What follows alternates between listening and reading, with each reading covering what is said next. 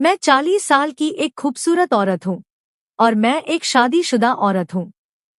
मेरा शौहर अमद एक बड़े ओहदे पर फाइज है। शहर के लोगों के लिए वो एक कामयाब और बासर शख्सियत है, लेकिन मेरे लिए वो सिर्फ एक खामोश, थका हुआ और बीमार इंसान है। मेरी शादी को 5 साल गुजर चुके हैं।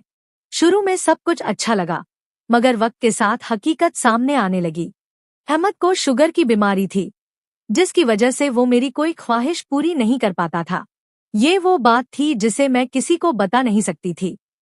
दुनिया के सामने मेरा चेहरा मुस्कुराता रहता था, मगर अंदर से मैं जैसे आहिस्ता आहिस्ता खाली हो रही थी।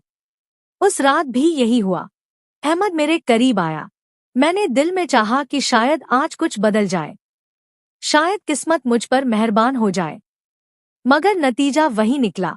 मैंने अहमद का दिल रखने के लिए कहा, कोई बात नहीं, फिर कभी सही। वो कुछ देर बाद सो चुका था, मगर नींद मेरी आंखों से बहुत दूर थी।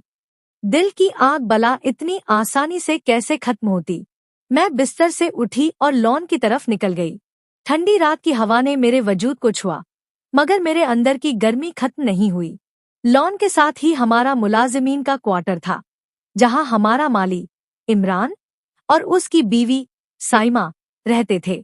साइमा दिन में घर का काम करती थी और इमरान बाग की देखभाल करता था। अभी मैं खामोशी से चहलकदमी कर रही थी कि अचानक मुलाजिमीन के क्वार्टर से कुछ आवाजें सुनाई दी।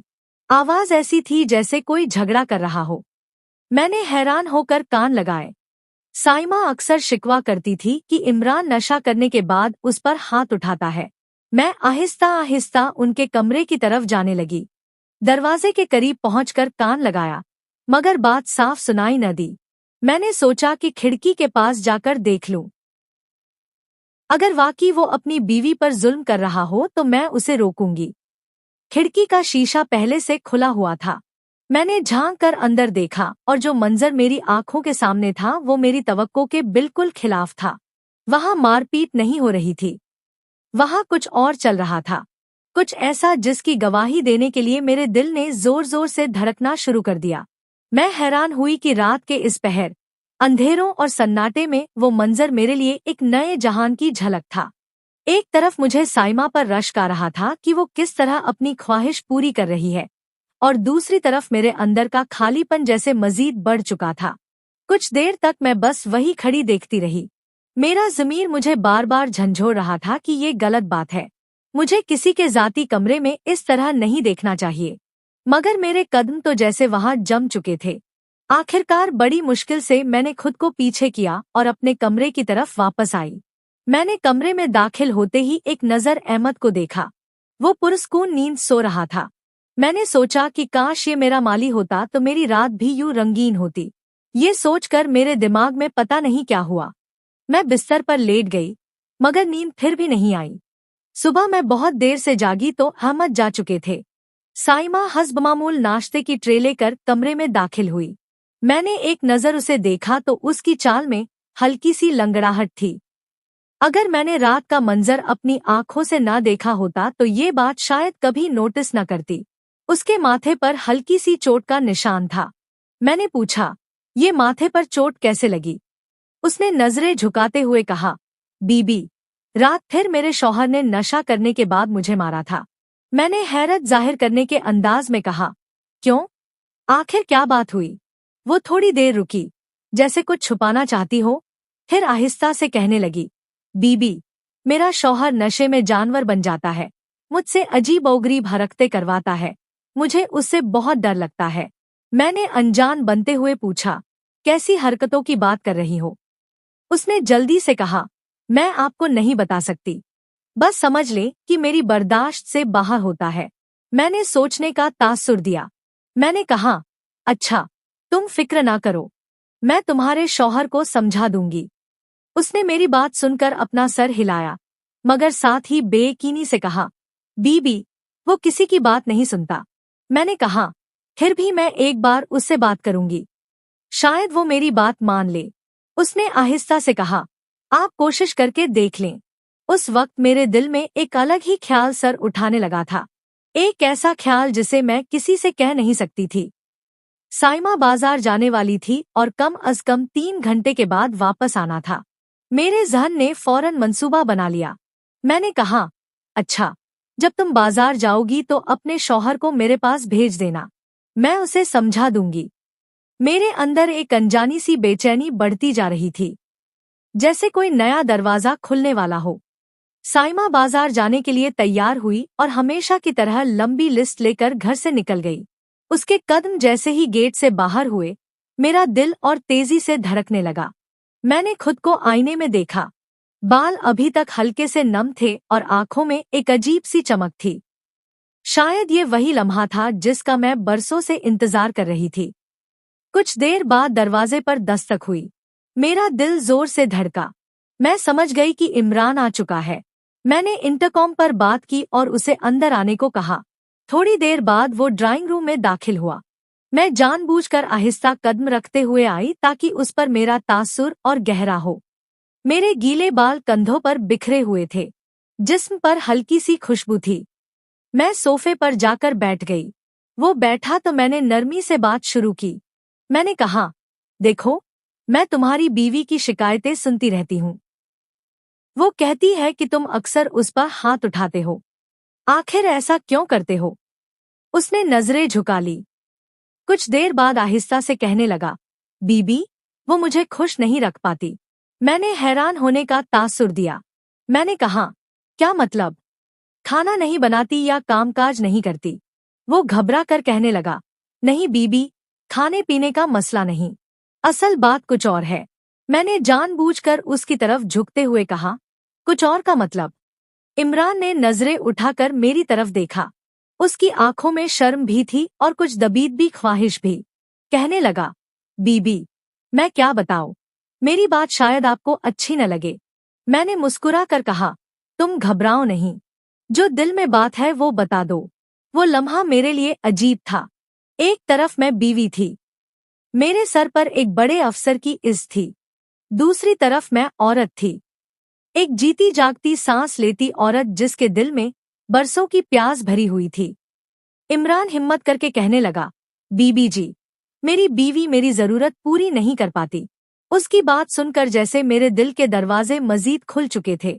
मैंने धीरे से कहा, तो फिर तुमने कभी सोचा है कि तुम्हें वो सुकून कहाँ मिल सकता है? वो हैरान होकर मुझे देखता रहा। उसकी नजरें बार बार शर्म के बावजूद मेरी तरफ उठ रही थी। मैंने अपना हाथ सोफे के बाजू पर रखा और नरमी से कहा, तुम आज दिल खोलकर अपनी ख्वाहिश कह दो, मैं तुम्हें मना नहीं करूंगी। ये जुमला सुनते ही उसकी आंखों में चमक आई। वो अभी तक शर्मा रहा था, लेकिन अब उसकी शर्म में एक उम्मीद पैदा हो चुकी थी। वक्त जैसे रुक चुका था। मेरे गीले बालों की नमी, मेरे वजूद की खुशबू और कमरे की खामोशी, ये सब मिलकर ऐसा माहौल बना रहे थे जहां अल्फाज की जरूरत नहीं थी। कुछ देर हम दोनों एक दूसरे को देखते रहे। फिर मैंने धीरे से कहा, आज का दिन तुम्हारे लिए है, अपनी सारी अधूरी ख्वाहिशें पूरी कर लो। मेरी बात सुनते ही वो जैसे अपने होश खो बैठा था। उसके चेहरे पर खुशी और हैरत दोनों के आसार थे। कमरे का माहौल बदल रहा था, लेकिन अंदर एक नई कहानी लिखी जा रही थी। मेरा दिल धड़क रहा था, मगर साथ एक अजीब सा सुकून भी मिल रहा था। बरसों की प्यास जैसे आज बुझने को तैयार थी। आखिरकार वो लम्हा आया जब इमरान ने अपनी शर्म खत्म की। उसने आगे बढ़कर मेरे कदमों को छुआ, जैसे शुक्रिया अदा कर रहा हो। मैंने उसे रोकने के बजाय हल्की सी मुस्कुराहट दी। वो लम्हा एक नए रिश्ते की शुरुआत था, एक ऐसा रिश्ता जो दुनिया के सामने कभी नहीं आ सकता था, मगर हमारे दिलों के अंदर हमेशा जिंदा रहेगा। काफी देर बाद जब सिलसिला खत्म हुआ तो इमरान खामोशी से उठा। उसकी आंखों में अजीब सा सुकून और रोशनी थी। उसने आहिस्ता से कहा, बीबी जी, आपने मुझे जिंदगी का सबसे कीमती तोहफा दिया है। मैंने मुस्कुरा कर कहा, असल तोहफा तो मुझे मिला है। इसके बाद वो इजाजत लेकर बाहर चला गया। कमरे में अब मैं सिर्फ अकेली थी, मगर तन्हा नहीं थी। मुझे लगा कि जैसे बरसों के बाद मैंने अपने वजूद को पहचाना है। अगले दिन जब मैं सोकर उठी तो अंदर ही अंदर एक नई तवानाई महसूस कर रही थी। रात के ख्याल और कल जो कुछ हुआ था, वो सब अभी तक मेरे जहन में था, मगर इसके साथ एक डर भी था। दिल में बार बार ख्याल आया, अगर ये राज कभी खुल गया तो फिर मेरा क्या होगा। नाश्ता करने के बाद मैंने साइमा को बहुत गौर से देखा। वो हसबमामूल काम कर रही थी, लेकिन उसके चेहरे पर एक इत्मीनान था। शायद वो भी महसूस कर रही थी कि उसके शौहर का रवैया बदला हुआ था। उसने शर्माते हुए कहा, बीबी जी, कल मेरे शौहर ने मुझसे माफी मांगी। कहता था कि अब वो नशे को हाथ नहीं लगाएगा। मैंने अपने लबों पर मुस्कुराहट छुपा ली। मैंने कहा, अच्छा है, अगर वो संभल जाए तो तुम्हारी जिंदगी बहुत आसान हो जाएगी। मेरे दिल में एक अजीब सा राज दफन होता चला गया। हकीकत ये थी कि इमरान को सुकून सिर्फ मेरी वजह से मिला था। अगले चंद दिनों में जैसे एक नया मामूल बन चुका था। जब भी मौका मिलता, इमरान खामोशी से मेरे पास चला आता। हम बातें करते, मुस्कुराते, और मैं उसे अपनी ख्वाहिश पूरी करती और वो अपनी ख्वाहिश को पूरा करता। मेरे लिए ये लम्हे जैसे बहुत कीमती खजाना थे। कभी कभार मैं उसे अपने करीब महसूस करती तो दिल में ख्याल आता, ये वही आसूदगी थी जिसकी कमी ने मुझे अंदर से तोड़ दिया था। अहमद को खबर भी नहीं थी कि उनके ओहदे और दौलत के दरमियान उनकी बीवी ने एक दूसरा जहान बना लिया है। मैं जानती थी कि ये सब दुनिया की नजरों में गलत था, मगर अपने दिल के सामने मैं बहुत बेबस थी। एक दिन इमरान मेरे पास आया। उसके अंदाज में एक नई बेचैनी थी। मैंने पूछा, तुम्हें क्या हुआ? तुम इतने उलझे हुए क्यों लग रहे हो? वो कहने लगा, बीबी जी, मैं डरता हूँ। अगर किसी को पता चल गया तो मेरा क्या होगा? मैंने उसके करीब जाकर कहा, तुम्हें डरने की जरूरत नहीं। ये राज हमारे दिलों तक रहेगा।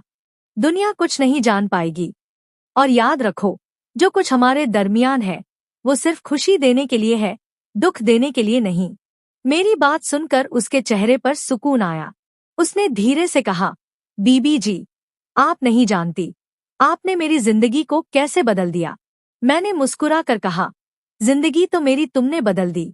अब मुझे लगता है कि मैं एक आम औरत नहीं, बल्कि एक मुकम्मल औरत हूँ।